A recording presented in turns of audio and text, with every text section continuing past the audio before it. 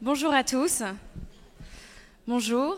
Donc je m'étais dit au début j'allais faire une conférence pour parler du sujet et puis j'ai préféré faire quelque chose d'un peu plus intime et d'avoir plus une forme de témoignage et peut-être une conversation avec vous après avec des questions-réponses et peut-être même vous aurez des idées bien mieux que les miennes après. Donc voilà.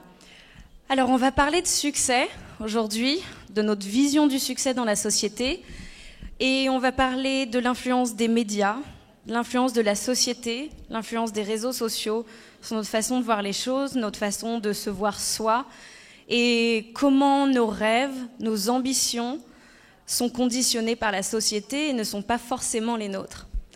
Alors pour parler de ça, je vais vous raconter une anecdote. Il y a à peu près 6 ans, j'ai eu 30 ans, donc maintenant j'ai 36 ans. Et pour le jour de mes 30 ans, j'ai pris la décision de me faire un tatouage. Donc le tatouage est là, je ne vais pas vous le montrer, il n'est pas très intéressant, on dirait rien du tout au final. Voilà, c'était un code, il y avait toute une symbolique derrière, j'étais très contente de mon choix. Et en fait, ce code, c'était pour cacher la date d'anniversaire de mes 30 ans, qui devait représenter un moment fatidique dans ma vie où j'étais censée avoir atteint plusieurs buts, des grosses ambitions, mes rêves étaient tous accomplis, la vie était belle et je pouvais finir mes beaux jours avec le sourire. Alors, ça s'est pas passé tout à fait comme ça. Beaucoup de ce que j'avais mis sur la liste sont des choses que j'ai commencé à accomplir, que j'ai commencé à approcher. Alors il y avait des choses aussi superficielles que je veux avoir telle maison à Los Angeles avec la vue sur la ville et Hollywood et être riche et célèbre, comme j'aimerais être maman, heureuse, mariée, enfin voilà. Donc tout ce qu'on a tous voulu avoir à un moment donné, être heureux au final. Après, ma façon d'être heureuse était peut-être discutable sur comment je voyais ça et comment je voulais atteindre ce bonheur. J'avais beaucoup d'ambitions qui étaient liées à ma carrière d'actrice. Je voulais me retrouver dans les grands films hollywoodiens, je voulais les grands rôles, j'aurais voulu avoir un Oscar, enfin voilà, tout le tralala.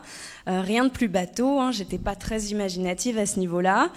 J'ai commencé à tourner aux États-Unis, je suis partie, j'ai fait des séries télé en France et puis j'ai claqué la porte en disant moi j'ai beaucoup plus d'ambition que ça.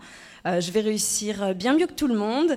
Et j'ai commencé à passer des castings aux États-Unis. Alors ça a marché un peu. Bon, je me suis pas retrouvée à l'affiche, j'ai pas fait de film avec Brad Pitt, mais j'ai fait quand même quelques films intéressants avec des acteurs qui sont plutôt très talentueux, qui m'ont appris beaucoup de choses.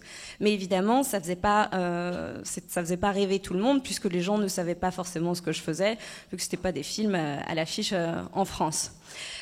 Plus je travaillais sur les plateaux de cinéma et j'approchais de ce rêve qui avait été imprimé sur ma peau, moins j'étais heureuse. Plus j'avais d'angoisse, plus je tournais en rond, j'étais insatisfaite. Il y avait quelque chose qui allait pas. Et au bout d'un moment, je me suis dit, bon, là, il faudrait peut-être remettre les choses au clair. Qu'est-ce qui se passe ? Donc, j'ai fait 3 listes. Ma première liste, c'était toutes mes ambitions. Donc là, on avait la maison, le compte en banque, les magazines, enfin la totale. Hein. La deuxième liste, c'était quels sont les moments où je suis le plus stressée, anxieuse, malheureuse et vraiment déconnectée de moi-même. La troisième liste, c'était la liste des moments qui m'ont rendue, où je me rappelle être le plus heureuse dans les dernières années. Alors excusez-moi, j'ai un peu du mal à parler français, parce que je vis toujours aux États-Unis. Hein. Je ne fais plus la même chose, mais j'y vis toujours, donc je parle rarement français en ce moment. Donc si mon français est un petit peu bancal, je m'excuse. Donc la troisième liste, voilà, correspondait à ces moments. Alors, c'était ma liste de bonheur, mais j'ai pas envie d'utiliser ce terme. J'ai plus envie de dire c'était les moments où je me sentais le plus apaisée, le plus en paix avec moi-même, le plus alignée, les moments où tout coulait, tout était simple, où j'étais bien, où tout d'un coup je prenais ma place. Alors cette liste, elle a été très maigre. Il y avait quelques souvenirs, quelques moments. Au top de la liste, moi qui saute dans les vagues. Bon, Bah voilà, apparemment, je ne savais pas, mais c'est une des choses qui me rend le plus heureuse dans ma vie. Manger des cookies, bon, ça apparaissait dedans.